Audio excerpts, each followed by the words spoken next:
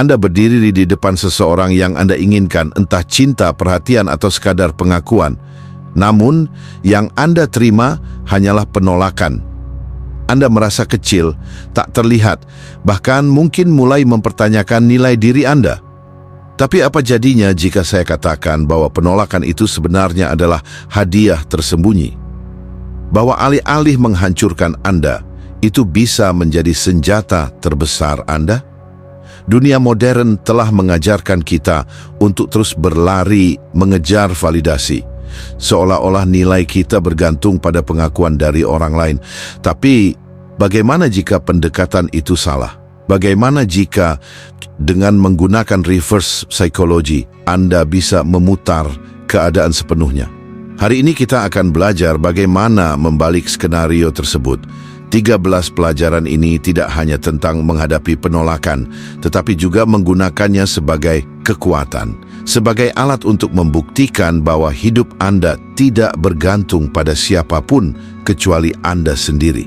Dan sebelum kita mulai, saya ingin Anda bertanya pada diri sendiri, siapa yang sebenarnya memiliki kendali atas hidup Anda? Apakah Anda atau mereka yang Anda kejar? Tetaplah bersama saya sampai akhir, karena apa yang akan Anda pelajari di sini mungkin mengubah cara Anda melihat diri sendiri dan dunia di sekitar Anda. Siap untuk memulai perjalanan ini? Mari kita mulai dengan pelajaran pertama. Jangan lupa, jika Anda menemukan sesuatu yang menggugah pikiran, like, share, dan subscribe agar kita terus bisa mendalami hal-hal seperti ini bersama.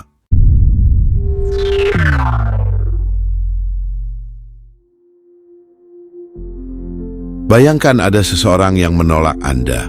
Mungkin mereka berhenti membalas pesan Anda, menolak ide Anda, atau bahkan tidak mengakui keberadaan Anda. Respons awal yang biasanya muncul adalah rasa ingin tahu atau frustrasi.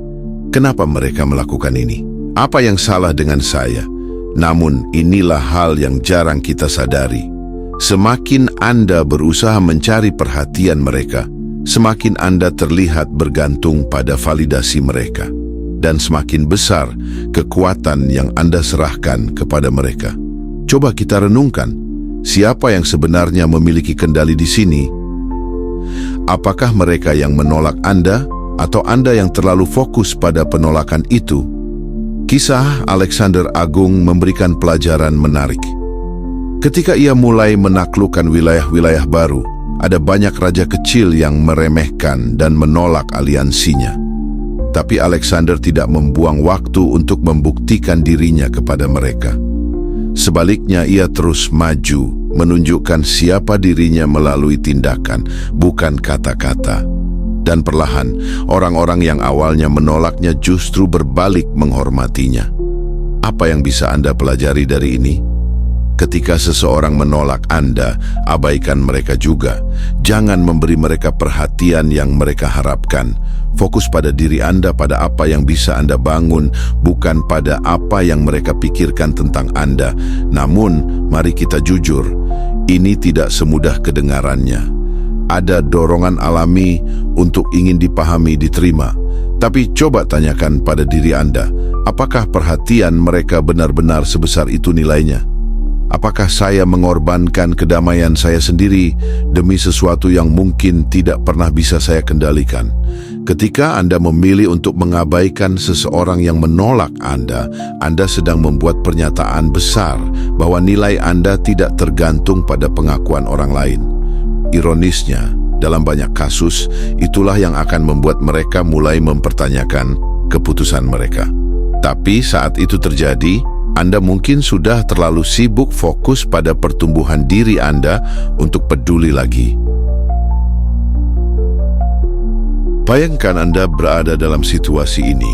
Seseorang yang Anda hormati atau sayangi menolak Anda, entah melalui kata-kata atau tindakan mereka. Anda merasa marah, kecewa, bahkan mungkin terluka. Reaksi pertama yang muncul seringkali bersifat emosional. Anda ingin bertanya kenapa, atau mungkin membalas dengan menunjukkan perasaan Anda. Tapi disitulah jebakannya. Mari kita lihat lebih dalam. Apa yang sebenarnya Anda inginkan dalam situasi ini? Apakah pengakuan mereka atau keadilan bagi perasaan Anda? Jika Anda bereaksi secara emosional, kemungkinan besar Anda hanya akan memperkuat posisi mereka. Mereka merasa lebih benar karena melihat Anda terganggu. Kisah Julius Caesar bisa mengajarkan kita sesuatu. Ketika Caesar dikhianati oleh Cassius dan Brutus, ia tidak langsung bereaksi dengan emosi. Sebaliknya, ia merenungkan langkah berikutnya dengan kepala dingin. Ia tahu bahwa membiarkan emosinya menguasai akan menghancurkan lebih banyak daripada yang ia bisa perbaiki. Jadi, apa yang bisa Anda lakukan ketika menghadapi penolakan? Hentikan dorongan untuk bereaksi secara impulsif. Tarik napas. Pertanyaan ini penting. Apa yang sebenarnya ingin saya capai dari situasi ini? Dengan menunda reaksi, Anda memberi diri waktu untuk berpikir strategis. Namun mari jujur, ini tidak mudah. Kadang kita merasa seperti gunung berapi yang siap meledak. Anda mungkin bertanya, apakah saya salah jika merasa sakit hati? Tidak, tapi emosi adalah alat, bukan pemimpin. Anda bisa memilih untuk menggunakannya dengan bijak atau membiarkannya mengendalikan Anda. Ada data psikologi yang menarik di sini. Studi menunjukkan bahwa menunda reaksi emosional, bahkan selama beberapa menit saja, dapat menurunkan intensitas emosi hingga 50%. Ini memberi Anda ruang untuk membuat keputusan yang lebih rasional. Jadi, inilah tantangan bagi Anda. Ketika Anda dihadapkan pada penolakan berikutnya, bisakah Anda menahan diri? Bisakah Anda melihatnya sebagai kesempatan untuk menunjukkan ketenangan, bukan kelemahan? Dalam keheningan Anda, ada kekuatan yang tak terduga, dan seringkali itulah yang akan membuat mereka berpikir dua kali tentang tindakan mereka terhadap Anda. Penolakan seringkali memiliki cara yang aneh untuk tinggal di pikiran kita. Anda memutar ulang percakapan itu, memikirkan apa yang bisa dilakukan berbeda, atau bertanya-tanya mengapa mereka bertindak demikian. Seperti sebuah bayangan, mereka terus ada di sana, tidak terlihat tetapi selalu terasa. Namun inilah kenyataannya. Semakin Anda membiarkan seseorang yang menolak Anda tinggal di pikiran Anda, semakin besar kekuatan yang Anda berikan kepada mereka. Mereka mungkin sudah melupakan Anda, tetapi Anda terus memikirkan mereka. Siapa sebenarnya yang menang dalam situasi ini? Mari kita lihat contoh nyata dari sejarah. Ada seorang tokoh bernama Nikola Tesla, seorang jenius di bidang penemuan. Selama karirnya, ia menghadapi banyak penolakan, termasuk dari Thomas Edison yang pernah menolak membayar Tesla atas ide-idenya. Tapi apa yang Tesla lakukan? Ia tidak menghabiskan waktunya untuk memikirkan Edison. Sebaliknya, ia menyalurkan energinya ke dalam karya-karya besar yang akhirnya membuat namanya dikenal dunia. Ini adalah pelajaran penting. Pikiran Anda adalah ruang yang berharga. Jika Anda terus mengisi ruang itu dengan orang-orang yang menolak Anda, kapan Anda punya waktu untuk fokus pada tujuan Anda? Namun tentu saja kita adalah manusia. Kadang sulit untuk tidak memikirkan seseorang yang telah menyakiti kita. Jadi, tanyakan pada diri Anda, apakah memikirkan mereka membawa saya lebih dekat ke kebahagiaan? Apakah waktu yang saya habiskan untuk mengulang rasa sakit itu memberi manfaat bagi saya? Psikologi modern menunjukkan bahwa salah satu cara terbaik untuk mengatasi pikiran obsesif adalah dengan memberi diri Anda proyek baru, sesuatu yang menarik perhatian penuh Anda. Dengan begitu, Anda mengarahkan energi Anda ke arah yang produktif, bukan destruktif. Jadi inilah langkah konkret yang bisa Anda ambil. Singkirkan mereka dari pikiran Anda, bukan karena mereka tidak penting, tetapi karena Anda jauh lebih penting. Pikiran yang bebas dari bayangan masa lalu adalah pikiran yang siap untuk menciptakan masa depan yang lebih cerah. Anda siap untuk melakukannya? Penolakan pada dasarnya adalah cerminan dari bagaimana seseorang mempersepsikan Anda, bukan siapa Anda sebenarnya. Tapi banyak dari kita keliru memahami ini. Ketika ditolak, kita sering merasa bahwa nilai diri kita berkurang. Seolah-olah penolakan itu adalah cap permanen yang mengatakan, kamu tidak cukup baik. Namun mari kita perjelas satu hal, nilai Anda tidak pernah ditentukan oleh pendapat orang lain. Dan yang lebih penting, penolakan adalah peluang, bukan akhir dari cerita. Lihatlah kisah Galileo Galilei. Ketika ia mempresentasikan gagasan bahwa bumi berputar mengelilingi matahari, ia ditolak oleh gereja dan masyarakat luas. Tapi apakah Galileo menyerah dan mengubah pikirannya? Tidak. Ia berdiri teguh pada keyakinannya, meskipun dunia memandangnya sebagai ancaman. Pada akhirnya, sejarah membuktikan bahwa nilai Galileo jauh melampaui penolakan yang ia terima. Tunjukkan nilai diri Anda dengan tindakan, bukan reaksi. Penolakan tidak perlu dijawab dengan pembelaan atau argumen panjang. Sebaliknya, jadilah bukti hidup dari apa yang Anda yakini. Bangun keahlian Anda, kembangkan kemampuan Anda, dan biarkan hasil berbicara untuk Anda. Tapi mari kita jujur, ini bukan tentang membuktikan diri kepada mereka yang menolak Anda. Ini tentang membuktikan kepada diri Anda sendiri bahwa penolakan hanyalah sebuah rintangan kecil di jalan Anda, bukan dinding yang tidak bisa ditembus. Psikologi juga mendukung hal ini.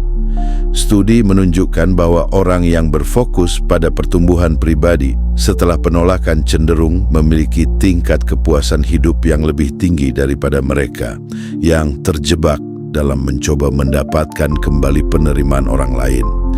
Jadi, ini bukan tentang membuat mereka melihat kesalahan mereka. Ini tentang menyadari bahwa nilai Anda tetap utuh, bahkan ketika mereka gagal mengenalinya. Dan ironisnya, saat Anda berhenti mencoba membuktikan diri kepada mereka, Anda akan menemukan bahwa dunia mulai melihat Anda dengan cara yang sama sekali berbeda. Kadang langkah paling strategis yang bisa Anda ambil setelah menghadapi penolakan adalah ini. Berhenti mencoba. Ya, putuskan kontak sepenuhnya. Tapi bukan karena Anda menyerah, justru karena Anda mengambil kendali kembali atas situasi. Penolakan seringkali membuat kita terjebak dalam lingkaran usaha yang tak ada habisnya. Kita terus menghubungi, mencari klarifikasi, atau mencoba membuktikan sesuatu. Tapi mari kita jujur, apa yang sebenarnya Anda capai dengan semua itu? Dalam banyak kasus, usaha itu hanya memperdalam luka dan melemahkan posisi Anda. Napoleon Bonaparte adalah contoh sempurna dari pelajaran ini. Ketika ia diasingkan ke Pulau Elba, setelah kekalahannya, dunia mengira ia akan mencoba terus-menerus untuk membela dirinya di mata masyarakat Eropa. Tapi Napoleon memilih strategi lain. Ia diam, memutuskan kontak dengan politik Eropa, dan fokus menyusun rencana. Diamnya bukan tanda kekalahan, melainkan bentuk kekuatan. Dan ketika ia kembali, ia melakukannya dengan penuh kejutan, siap merebut kembali posisinya. Apa yang bisa kita pelajari di sini? Dengan memutuskan kontak, Anda memberi ruang untuk fokus pada diri sendiri. Anda berhenti memberikan perhatian Anda kepada mereka yang menolak Anda dan mulai mengalihkan energi itu ke hal-hal yang benar-benar penting. Pertumbuhan pribadi Anda, tujuan hidup Anda, dan kekuatan batin Anda. Namun, ini bukan tentang mendiamkan mereka dengan harapan mereka akan kembali. Ini adalah tentang Anda. Tentang membangun kembali rasa percaya diri Anda tanpa campur tangan mereka. Psikologi menunjukkan bahwa mengambil jarak setelah konflik dapat membantu kita memproses emosi lebih baik dan membuat keputusan yang lebih rasional. Dengan memutuskan kontak, Anda mengirim pesan yang jelas, bukan hanya kepada mereka tetapi juga kepada diri Anda sendiri. Saya tidak lagi membiarkan penolakan mendikte hidup saya. Saya yang bertanggung jawab atas arah yang saya tuju. Dan yang menarik adalah, seringkali keputusan untuk pergi inilah yang membuat Anda terlihat paling kuat. Anda tidak lagi terjebak dalam permainan mereka. Anda sedang menjalankan permainan Anda sendiri. Penolakan seringkali datang dengan asumsi, Anda tidak cukup baik, Anda tidak layak, Anda tidak mampu. Tapi siapa yang memiliki hak untuk menentukan itu? Anda atau mereka? Ketika Walt Disney dipecat dari pekerjaannya di sebuah surat kabar karena dianggap tidak kreatif, ia tidak membuang waktu untuk membantah atau mencoba mendapatkan kembali pekerjaannya. Sebaliknya, ia berfokus pada visinya, membangun kerajaan hiburan yang bahkan hingga hari ini menjadi simbol dari kreativitas yang tak terbatas. Disney tidak hanya membuktikan mereka salah, ia mengubah persepsi dunia tentang apa yang mungkin dicapai. Membuktikan mereka salah bukan berarti Anda harus balas dendam atau mencari validasi dari mereka. Ini adalah tentang membuktikan kepada diri Anda sendiri bahwa penolakan adalah awal, bukan akhir. Penolakan adalah kesempatan untuk membuktikan bahwa mereka salah menilai Anda. Namun, mari kita jujur, perjalanan untuk membuktikan sesuatu tidak pernah mulus. Ada hari-hari ketika Anda merasa gagal, ketika Anda merasa tidak ada yang peduli, dan ketika Anda bertanya-tanya apakah semua usaha ini sepadan. Tapi, inilah paradoksnya. Momen-momen inilah yang sebenarnya membentuk kekuatan Anda. Psikologi mendukung gagasan ini. Penolakan memicu bagian otak yang terkait dengan rasa sakit fisik, tetapi juga dapat memotivasi kita untuk bekerja lebih keras selama kita mengalihkan fokus dari rasa sakit ke tujuan. Jadi bukannya terjebak dalam rasa sakit, gunakan itu sebagai bahan bakar. Bagaimana caranya? Mulailah dengan kecil. Ambil langkah pertama menuju tujuan Anda. Berikan energi Anda pada apa yang bisa Anda kendalikan, keterampilan Anda, waktu Anda, usaha Anda, dan biarkan hasilnya berbicara. Anda tidak perlu membuang waktu untuk meyakinkan orang-orang yang pernah meragukan Anda. Kesuksesan Anda akan berbicara jauh lebih keras daripada kata-kata apapun. Mereka mungkin telah menutup satu pintu, tetapi bukan mereka yang memegang kunci ke masa depan Anda. Kuncinya ada di tangan Anda. Pertanyaannya adalah, apa yang akan Anda lakukan dengan itu? Saat menghadapi penolakan, naluri pertama kita seringkali adalah merenung, menarik diri, atau bahkan mencoba membuktikan sesuatu secepat mungkin. Tapi mari kita renungkan sejenak. Apa yang sebenarnya Anda butuhkan? Validasi dari orang yang menolak Anda? Atau momen untuk mengingat bahwa hidup Anda lebih besar dari sekadar satu pintu yang tertutup? Henry Ford, salah satu tokoh besar dalam dunia industri, menghadapi banyak kegagalan di awal karirnya. Sebelum mendirikan Ford Motor Company, ia memulai dua usaha yang gagal total. Namun Ford memiliki kebiasaan unik. Setiap kali menghadapi kegagalan atau penolakan, ia meluangkan waktu untuk mengalihkan fokusnya, menghabiskan waktu dengan keluarganya, menikmati hobinya, atau bahkan hanya berjalan-jalan untuk mencari inspirasi baru. Itu bukan bentuk pelarian, tetapi cara untuk mengisi ulang energinya. Pergi bersenang-senang bukan berarti Anda mengabaikan penolakan atau melarikan diri dari kenyataan. Ini adalah tentang membuktikan kepada diri sendiri bahwa hidup Anda tidak berputar di sekitar satu insiden atau satu orang. Ketika Anda memberi diri Anda izin untuk menikmati hidup, entah itu melalui waktu bersama teman, menjelajahi tempat baru, atau sekadar menonton film favorit Anda mengingatkan diri Anda bahwa kebahagiaan tidak bergantung pada penerimaan orang lain. Ada alasan mengapa psikologi positif menekankan pentingnya pleasure activities dalam proses pemulihan emosional. Ketika kita melakukan hal-hal yang membuat kita merasa baik, tubuh kita melepaskan endorfin, hormon yang membantu mengurangi stres dan meningkatkan suasana hati. Ini bukan sekadar teori, ini adalah sains. Dan inilah bagian yang menarik. Ketika Anda bersenang-senang, Anda menjadi magnet bagi energi positif. Orang-orang tertarik pada mereka yang terlihat bahagia, percaya diri, dan tidak terobsesi dengan validasi eksternal. Tanpa sadar, Anda menunjukkan kepada dunia bahwa Anda tetap berharga terlepas dari penolakan yang Anda alami. Jadi, setelah ditolak, izinkan diri Anda untuk menikmati hidup. Pergi bersenang-senang bukanlah tanda kelemahan. Itu adalah bentuk pengakuan bahwa Anda layak mendapatkan kebahagiaan, bahkan ketika dunia berkata tidak.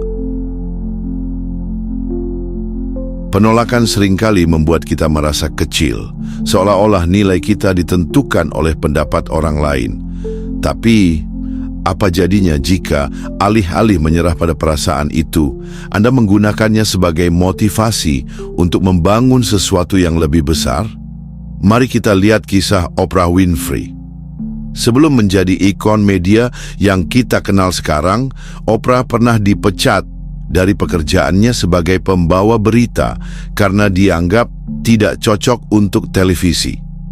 Daripada meratapi penolakan itu, ia mengalihkan fokusnya pada membangun keahlian dan reputasinya.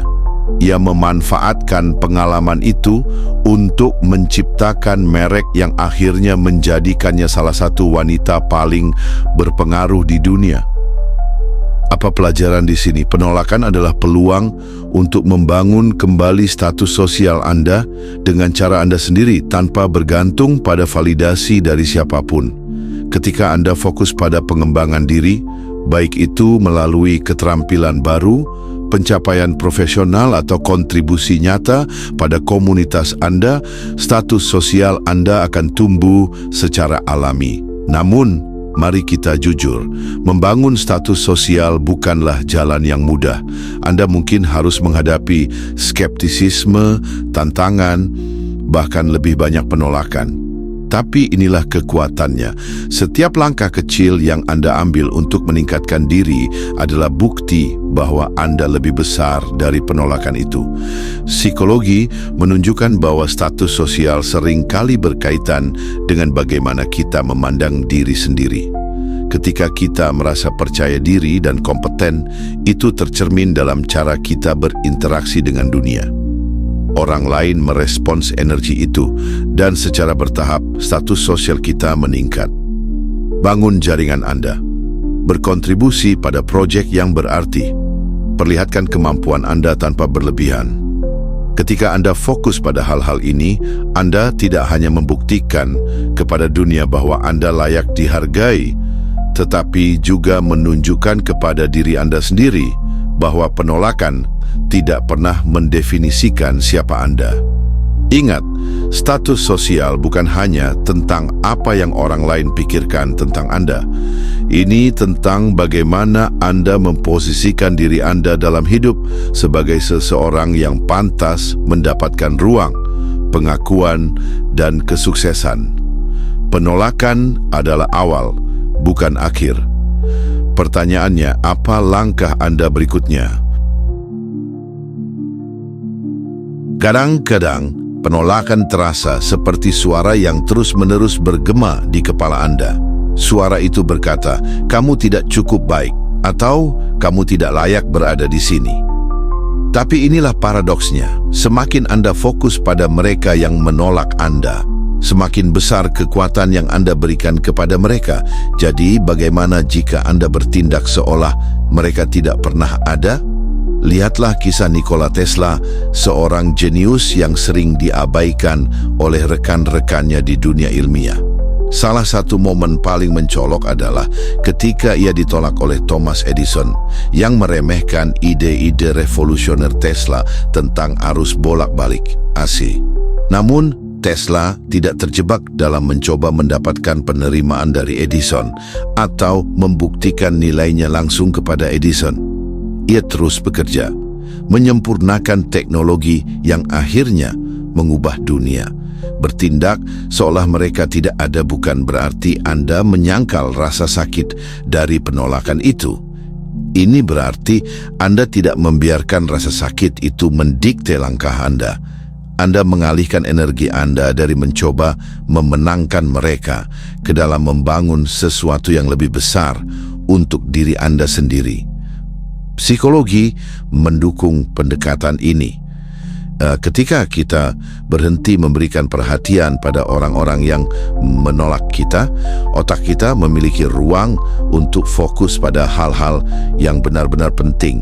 Kita menjadi lebih produktif, lebih kreatif, dan lebih percaya diri. Ini bukan tentang menghindari konflik, melainkan tentang memprioritaskan energi Anda untuk hal-hal yang benar-benar berarti. Cobalah refleksi ini. Jika mereka yang menolak Anda tidak pernah ada, apa yang akan Anda lakukan sekarang? Apa impian Anda terlepas dari pendapat mereka? Jawaban atas pertanyaan-pertanyaan ini bisa menjadi peta jalan Anda menuju kebebasan dari rasa sakit penolakan. Penolakan adalah sebuah ilusi kekuatan. Ketika Anda bertindak seolah mereka tidak ada, Anda mematahkan ilusi itu. Anda mengambil kembali kendali atas narasi hidup Anda. Dan pada akhirnya, bukankah itu yang benar-benar penting? Apa yang akan Anda bangun tanpa bayangan mereka? Ada kekuatan dalam diam, terutama saat Anda menghadapi penolakan. Alih-alih melibatkan diri dalam debat emosional, menjelaskan diri Anda, atau mencoba mengubah pikiran mereka, cobalah untuk berhenti merespons. Ini bukan tentang menjadi pasif-agresif, melainkan menciptakan ruang untuk diri Anda sendiri dan membiarkan mereka merasakan kekosongan dari ketidakhadiran Anda. Dalam sejarah, ada contoh menarik dari strategi ini.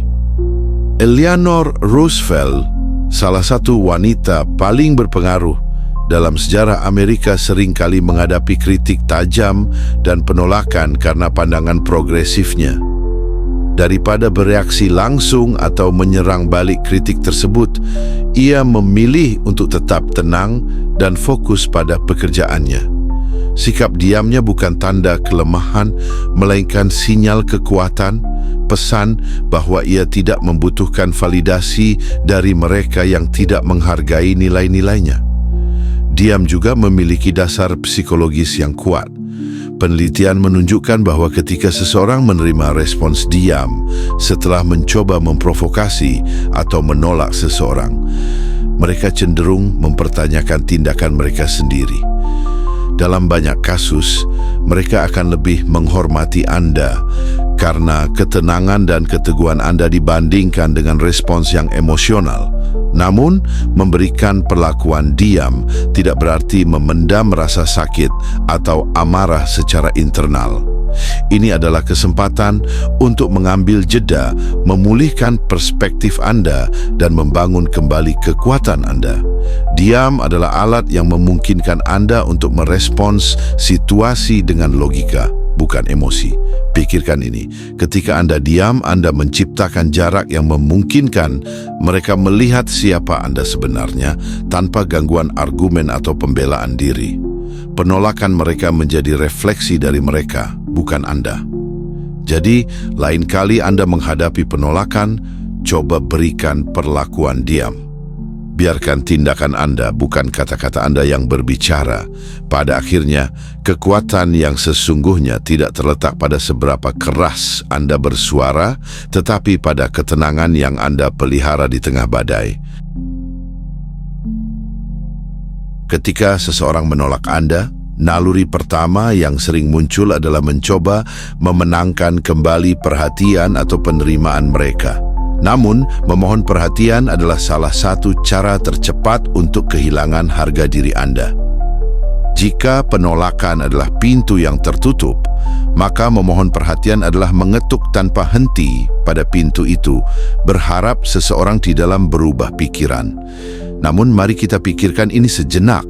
Apakah penolakan itu benar-benar mencerminkan nilai Anda atau hanya mencerminkan sudut pandang atau keterbatasan mereka? Lihatlah kisah Howard Schultz, CEO Starbucks. Ketika ia pertama kali mencoba memperkenalkan ide bisnisnya ke investor, ia menghadapi lebih dari 200 penolakan. Bukannya memohon mereka untuk menerima visinya, Schultz terus maju mencari mereka yang melihat potensinya. Pada akhirnya, ia membangun salah satu merek kopi paling sukses di dunia, tanpa pernah meminta perhatian dari mereka yang tidak percaya. Dalam psikologi, ada istilah yang disebut pendekatan kelangkaan. Ketika Anda berhenti berusaha terlalu keras untuk mendapatkan perhatian, Anda menciptakan nilai yang lebih tinggi. Orang lebih menghargai apa yang tidak dengan mudah mereka dapatkan. Dengan kata lain, berhenti mengejar mereka yang menolak Anda bisa membuat mereka justru mempertimbangkan kembali. Tapi ini bukan tentang permainan pikiran. Ini tentang memilih untuk fokus pada diri Anda sendiri. Gunakan waktu dan energi Anda untuk membangun sesuatu yang lebih berarti. Ketika Anda berhenti memohon perhatian, Anda membebaskan diri dari rasa tidak berdaya. Anda menciptakan ruang untuk pertumbuhan dan untuk orang-orang yang benar-benar menghargai Anda. Jadi jangan memohon perhatian.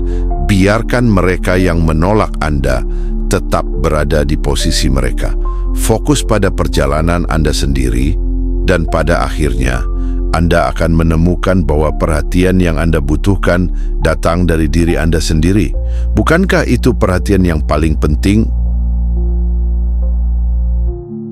Penolakan bisa memancing dua reaksi ekstrim, menyerang balik atau menarik diri sepenuhnya. Tapi bagaimana jika ada jalan tengah? Sebuah pendekatan yang memungkinkan Anda tetap menunjukkan kebaikan tanpa memberikan akses penuh ke emosi Anda. Sikap ini bukan tentang berpura-pura atau bermain aman. Ini adalah pernyataan halus. Anda cukup percaya diri untuk tetap tenang dan baik hati, tetapi Anda juga cukup bijak untuk melindungi diri Anda dari kerentanan yang tidak perlu. Sejarah menyajikan kisah menarik dari Abraham Lincoln. Ketika Lincoln dihadapkan dengan kritik dan penolakan yang tajam selama masa kepresidenannya, ia tetap bersikap sopan dan hormat terhadap lawan-lawannya. Namun ia juga tahu kapan harus menjaga jarak emosional, tidak membiarkan serangan pribadi merusak fokusnya pada tujuan yang lebih besar. Penelitian psikologi menunjukkan bahwa bersikap baik tanpa terlalu emosional dapat menciptakan kesan yang kuat. Ini disebut keseimbangan asertif. Anda menunjukkan bahwa Anda tidak terpengaruh oleh penolakan, tetapi juga tidak terlalu defensif. Sikap ini mengomunikasikan kepercayaan diri yang tenang, yang sering kali lebih dihormati daripada respons emosional. Bayangkan ini. Anda menghadapi seseorang yang telah menolak Anda, alih-alih mencoba memengaruhi mereka dengan emosi atau mengabaikan mereka sepenuhnya. Anda tersenyum dan tetap ramah, namun membatasi interaksi pada hal-hal yang perlu saja. Anda tidak menunjukkan rasa sakit atau kerentanan Anda, bukan karena Anda menyangkalnya, tetapi karena Anda memilih untuk tidak memberikannya kepada seseorang yang telah meremehkan Anda. Pertanyaan yang perlu direnungkan, bagaimana Anda bisa menjaga keseimbangan ini dalam hidup Anda? Kapan kebaikan adalah kekuatan, dan kapan jarak emosional adalah perlindungan yang Anda butuhkan? Dengan memilih pendekatan ini, Anda tidak hanya melindungi diri sendiri, tetapi juga memancarkan aura ketenangan yang menarik. Pada akhirnya, penolakan itu tidak lagi menjadi beban, tetapi pelajaran tentang bagaimana menjadi kuat tanpa kehilangan hati. Ada waktu untuk berbagi dan ada waktu untuk menjaga sesuatu tetap pribadi. Ketika Anda menghadapi penolakan, insting awal mungkin adalah membagikan rasa sakit atau perjuangan Anda kepada siapa saja yang mau mendengar. Tapi terkadang, memamerkan luka itu justru membuat Anda terlihat lebih rentan di mata mereka yang menolak Anda. Bukannya berpura-pura semuanya baik-baik saja, strategi yang lebih efektif adalah bekerja dalam diam. Anggap saja ini sebagai masa hibernasi emosional, di mana Anda memulihkan diri, merencanakan langkah selanjutnya, dan kembali lebih kuat. Lihatlah tokoh seperti Thomas Edison yang gagal ribuan kali sebelum berhasil menciptakan bola lampu. Edison tidak mengumumkan kegagalannya di setiap langkah. Sebaliknya, ia membiarkan hasil akhirnya yang berbicara. Ketika ia akhirnya berhasil, dunia tidak melihat perjuangannya sebagai kelemahan, tetapi sebagai bukti ketekunan luar biasa. Secara psikologis, ini juga penting. Saat Anda terus-menerus menunjukkan perjuangan Anda berisiko memperkuat narasi negatif tentang diri Anda sendiri.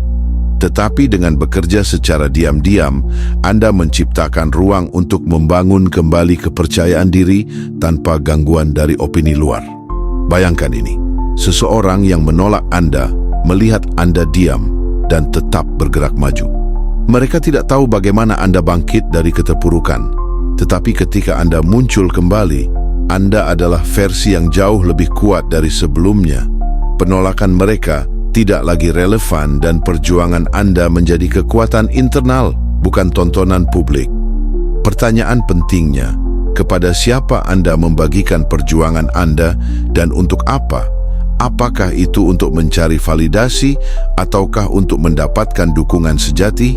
Ingatlah, Anda tidak perlu membuktikan apapun kepada siapapun kecuali diri Anda sendiri. Penolakan bukanlah akhir dari cerita Anda, melainkan babak di mana Anda bekerja keras dalam diam, hingga saatnya tiba untuk bersinar lebih terang daripada sebelumnya.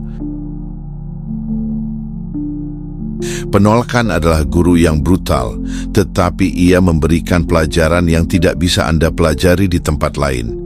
Setiap kali Anda ditolak, Anda diberikan pilihan, menjadi korban keadaan atau menjadikannya batu loncatan untuk sesuatu yang lebih besar. Pilihlah yang kedua. Penolakan adalah peluang tersembunyi. Ia memaksa Anda untuk melihat lebih dalam, memeriksa tujuan Anda, dan memperbaiki kelemahan Anda. Ia juga menjadi filter alami, memisahkan apa yang sebenarnya penting dari apa yang tidak. Seperti Viktor Frankl, seorang psikolog yang selamat dari Holocaust, pernah berkata, antara stimulus dan respons ada ruang. Dalam ruang itu terletak kebebasan kita untuk memilih respons kita.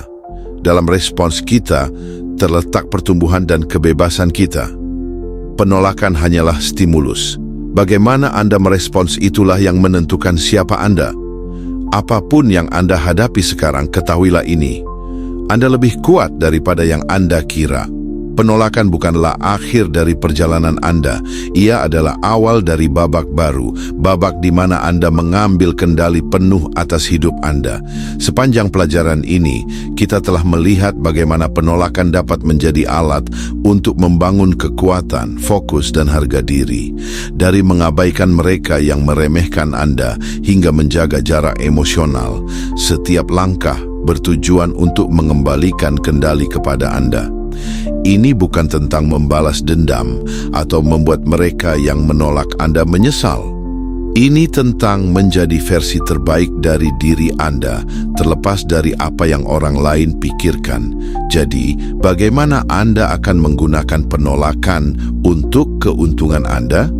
Pilihan ada di tangan Anda. Jika Anda merasa pelajaran ini bermanfaat, jangan lupa untuk like, share, dan subscribe agar kita bisa terus berbagi wawasan berharga lainnya. Pastikan juga untuk menonton video berikutnya karena pelajaran tidak berhenti di sini. Terima kasih sudah menyimak dan sampai jumpa di perjalanan berikutnya.